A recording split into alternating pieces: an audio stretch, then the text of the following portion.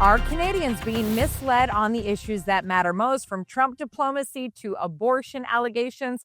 What about the future of your personal vehicle? Clarity is critical, and truth could be one of the most important things on the ballot for Monday. Polls are tightening and the heat keeps rising. Recent polling shows Liberal Leader Mark Carney either neck and neck or narrowly ahead of Conservative Leader Pierre Poilievre. But one thing is clear, and that's that trust is becoming a central issue for some.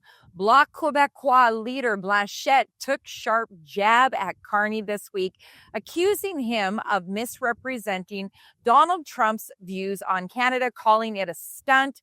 Carney had previously said that Trump respected Canada's sovereignty both publicly and privately in what he described as a cordial and substantial conversation that he had with him back in March. Yet Liberal momentum on the trail has been stoked by the narrative that Canada must stand up to Trump with counter tariffs, with reference to the need to have our elbows up to fight for Canada's sovereignty. So which is it? Is Trump cordial or hostile? Blanchet asked Canadians pointedly, if that is not true, then what else is not true?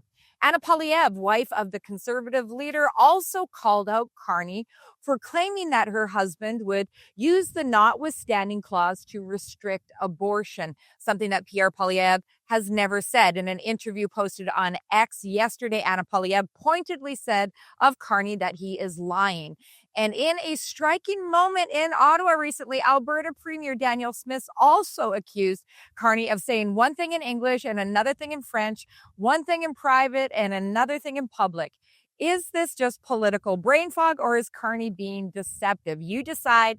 It is becoming a ballot issue. Shifting gears, literally, the Liberal Party wants to phase out the sale of new gas and diesel vehicles by 2035 and start ramping up zero-emission vehicles as soon as next year.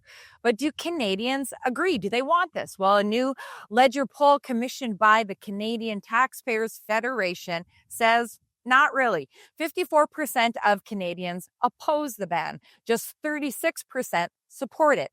This ban means that taxpayers would foot the bill, said Carson Binda of the Federation, pointing to the cost of charging stations, grid upgrades, and large subsidies. Critics say we do not have the manufacturing capacity or the infrastructure for all of this yet. It raises the question, is this a realistic transition or an ideological gamble?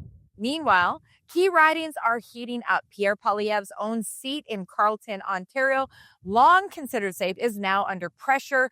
The Liberal challenger, Bruce Fanjoy, has run a very aggressive ground campaign, knocking on over 15,000 doors. One poll has Pierre ahead by just under 4%, within the margin of error, though other polls show a much wider lead. So in another bizarre twist, Carleton voters are facing 91 names on the ballot, the result of a protest movement to highlight electoral reform. The Conservatives have moved extra campaigners into the riding and resources into the riding, showing that they are taking nothing for granted.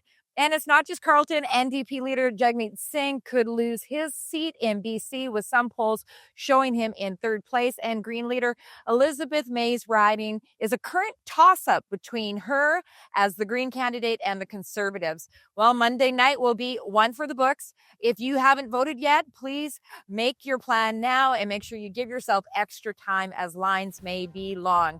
Need to know where to go or want a clear breakdown on where the major parties stand on these and other issues? Visit formycanada.com for a free comprehensive voter's guide. Lastly, plan to join us at Merit TV for our live election night coverage. It's going to be good and fun.